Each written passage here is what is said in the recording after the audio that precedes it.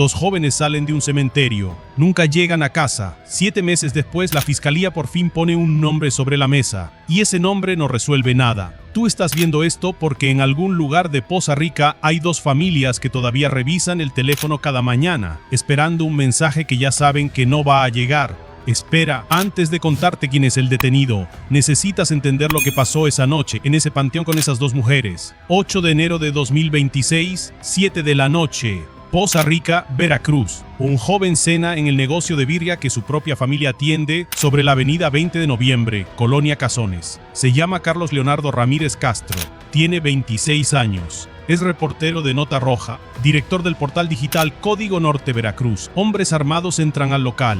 Le disparan directo, sin decir palabra. Cuando llegan los paramédicos, Carlos ya no tiene signos vitales. 2 días después, Panteón Jardines de Los Ángeles, Colonia Villa de las Flores. Entierran a Carlos. Al funeral llegan decenas de personas, entre ellas 2 mujeres que lo querían más que nadie en esa multitud. Wendy Aranza Portilla Ramos, su novia, 23 años.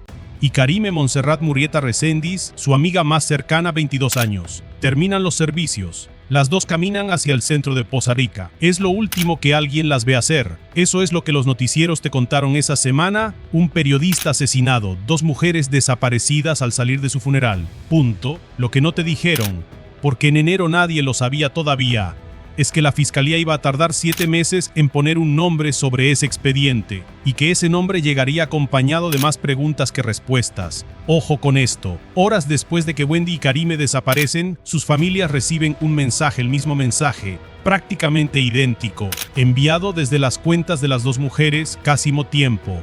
Hasta hoy nadie ha explicado quién lo escribió ni qué buscaba con eso. Ese mensaje se convierte en la pieza más inquietante del caso. La señal de que alguien tuvo control de 2 teléfonos al mismo tiempo, la misma tarde en que sus dueñas se esfumaron. Ahora fíjate en esto, porque aquí es donde la historia deja de ser solo una nota policíaca y se convierte en algo más grande. Carlos Castro no era un reportero cualquiera. Llevaba años cubriendo la Nota Roja de la zona norte de Veracruz, una de las regiones más peligrosas del país para ejercer el periodismo. Había colaborado con medios como Noreste, Enfoque, Vanguardia y La Opinión de Poza Rica, además de dirigir su propio portal. En 2024 recibió amenazas directamente relacionadas con su trabajo. Colegas suyos aseguran que esas amenazas vinieron de policías municipales. La Comisión Estatal para la Atención y Protección de los Periodistas le otorgó entonces un esquema de protección. Pero esa protección no llegó viva hasta enero de 2026. Carlos salió del estado por un tiempo por seguridad. Cuando regresó a Poza Rica en los últimos meses de 2025, no volvió a solicitar el resguardo. Nadie se lo recordó, nadie lo obligó, y así, sin escolta, sin mecanismo activo, se sentó esa noche en el negocio de su familia.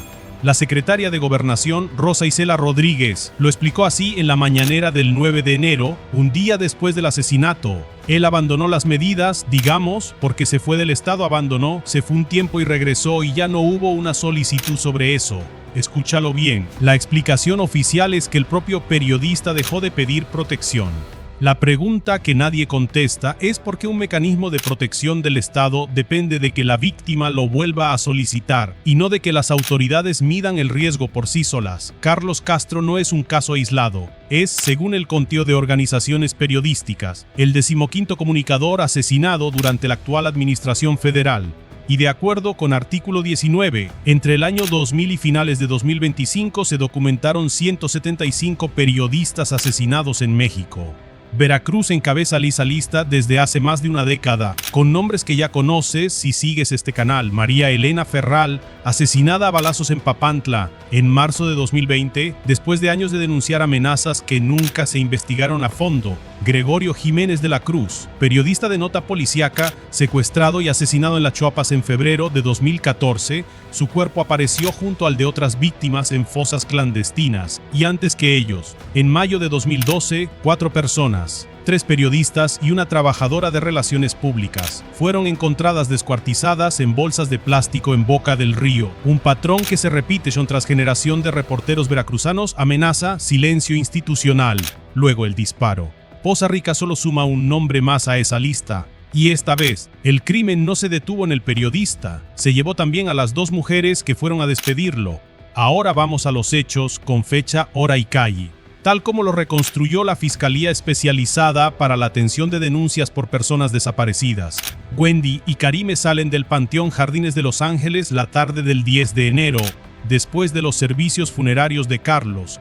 Caminan hacia el centro de Poza Rica. Según la línea de investigación de la Fiscalía, un hombre las sigue a bordo de un taxi. Las alcanza en la colonia Villa de las Flores. Ahí, de acuerdo con la carpeta de investigación, las priva de la libertad. A partir de ese momento, silencio total, ninguna llamada, ninguna ubicación de celular. Solo ese mensaje idéntico enviado horas después desde sus propias cuentas para calmar a las familias mientras alguien borraba el rastro. La ficha de búsqueda de Wendy la describe así. Al momento de desaparecer vestía blusa negra de algodón, cuello redondo, talla mediana, pantalón de mezclilla azul, talla 9, bolso color mostaza y tenis amarillos con tonos mostaza. La de Karime describe a una joven de 1,70 m, ojos color café claro, piel morena clara, cabello largo lacio, teñido de negro, con tatuajes detrás de ambas orejas, en los dos brazos, en las manos y en el torso del lado derecho. Son las señas que familiares y colectivos de búsqueda repiten cada cartel, en cada publicación, esperando que alguien en algún punto de Veracruz la reconozca. La Fiscalía General del Estado activó el protocolo ALBA desde los primeros días. 7 meses fichas siguen activas. Las 2 mujeres siguen sin aparecer. Espera, porque aquí viene lo que sí cambió esta semana. El 21 de agosto de 2026, la Fiscalía General del Estado de Veracruz a la imputación de un hombre identificado como Elías, también referido como Elías Benoni. Según la Fiscalía, este sujeto es el mismo habría seguido a Wendy y a Karime a bordo del taxi, y el que después las habría privado de la libertad en Villa de las Flores. La autoridad ministerial precisa que se presume que Elías forma parte de un grupo delictivo, sin especificar cuál. No hay hasta el momento un nombre de célula ni de cártel confirmado en el expediente público. Tampoco hay hasta ahora un motivo confirmado. Se ignora si esta aparición está directamente conectada al asesinato del periodista o si se trata de un crimen que solo comparte fecha y escenario.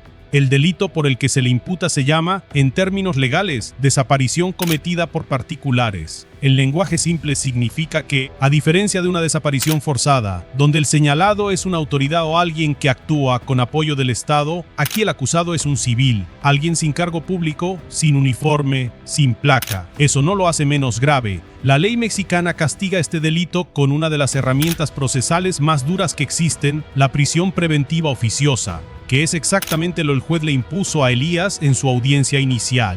Significa que va a esperar el juicio encerrado, sin posibilidad de salir bajo fianza, sin importar lo que argumente su defensa, mientras el proceso avanza. Ahora fíjate en esto, Elías no ha sido imputado, es decir, un juez determinó que existen elementos suficientes para llevarlo a proceso, pero la responsabilidad penal todavía se tiene que probar en tribunales. La propia Fiscalía lo dijo con esas palabras: la detención representa un avance, pero la imputación no implica una sentencia. En la audiencia inicial, el juez le impuso prisión preventiva oficiosa, la medida más severa que existe para un procesado, dentro de la causa penal identificada como el expediente 439 del año 2026. Esa prisión preventiva significa que Elías va a esperar su juicio encerrado, no en libertad.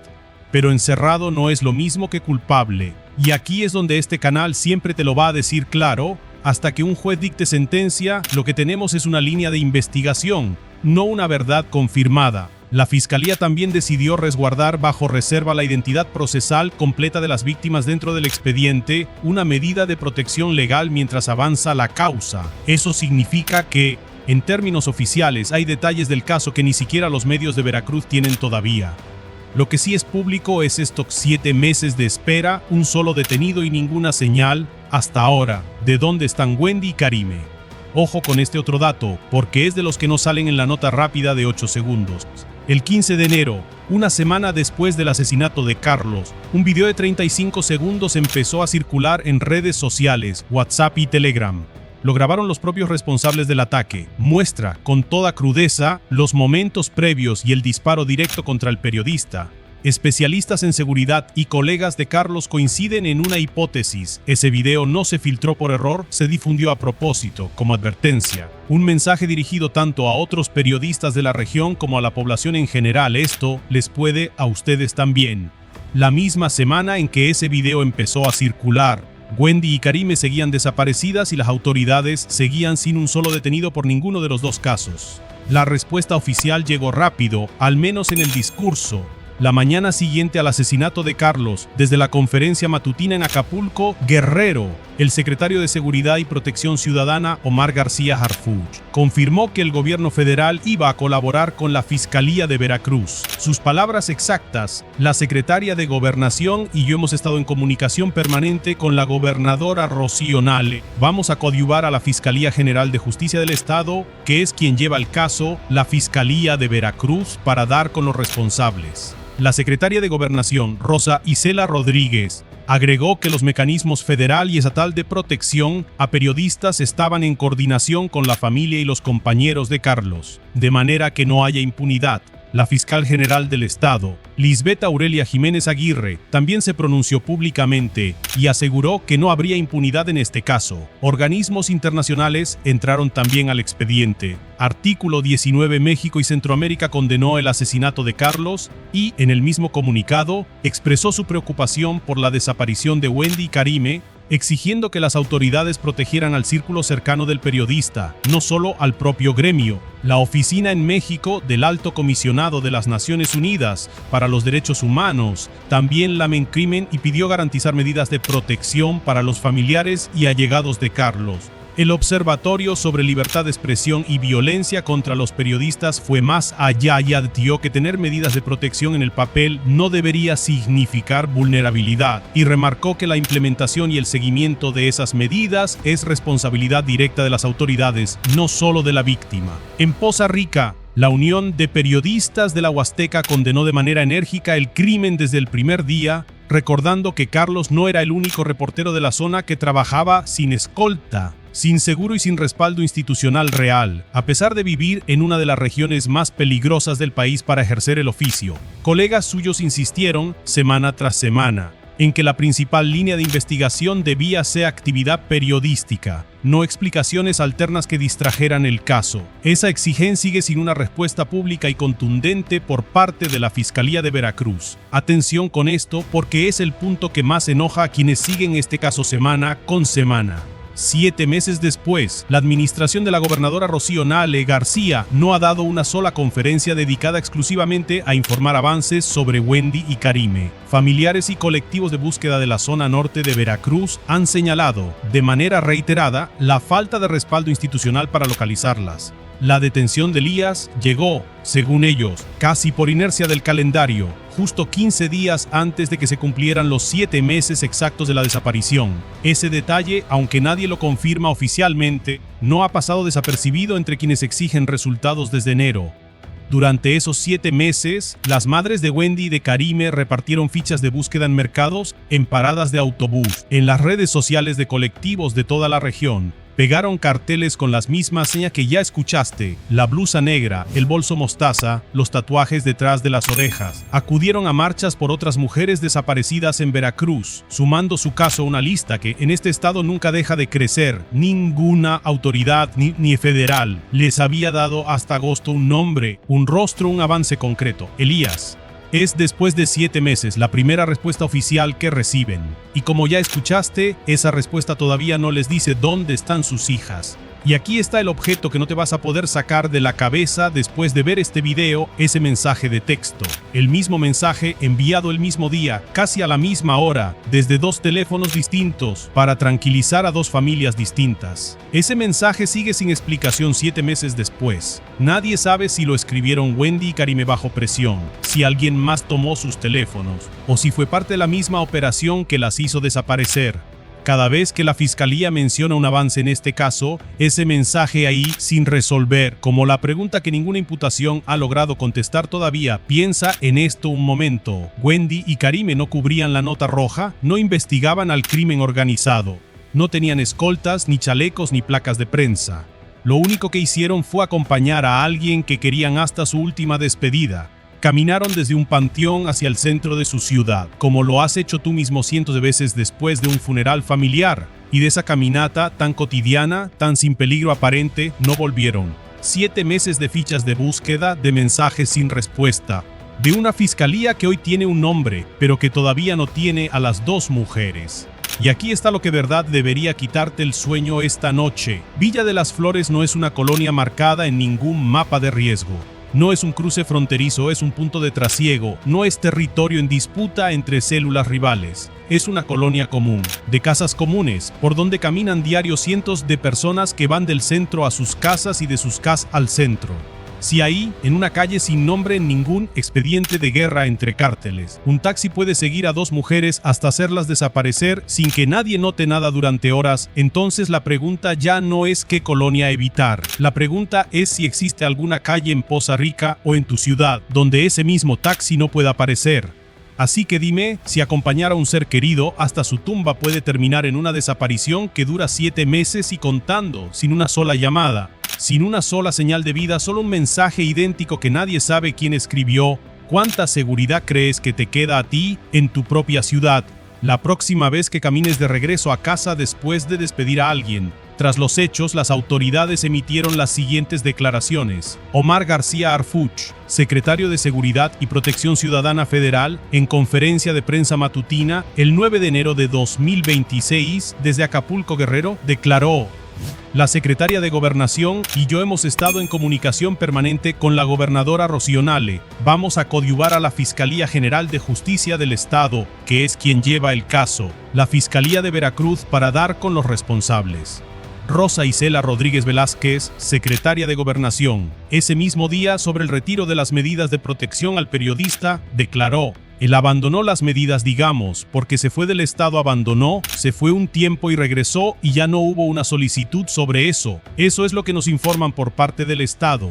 Sobre la coordinación posterior al crimen agregó: el mecanismo federal y el mecanismo estatal están en coordinación con la familia, con sus compañeros para la investigación, de manera que no haya impunidad, en coadyuvancia con la Fiscalía del Estado. La Fiscalía General del Estado de Veracruz, a través de la Fiscalía Especializada para la Atención de Denuncias por Personas Desaparecidas, en su comunicado el 21 de agosto de 2026, precisó: los hechos que se le atribuyen ocurrieron el 10 de enero del año en curso, en la colonia Villa de las Flores, de la ciudad de Poza Rica, donde el ahora imputado, quien se presume forma parte de un grupo delictivo, presuntamente siguió a las dos víctimas a bordo de un taxi para posteriormente privarlas de su libertad.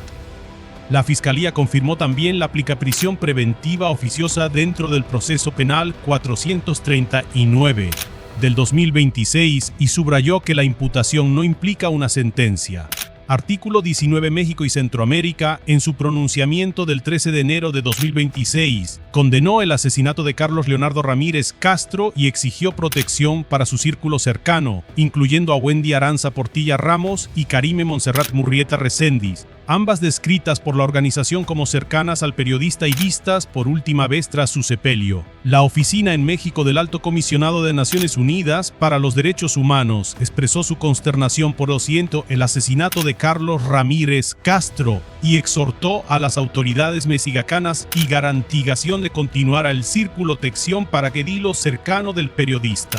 Hasta el momento de la grabación de este video, la Fiscalía General del Estado de Veracruz no ha informado el paradero Wendy Aranza Portilla Ramos ni de Karime Montserrat Murrieta Reséndiz. Sus fichas de búsqueda permanecen activas dentro del protocolo ALBA. Suscríbete para reportes de seguridad sin censura.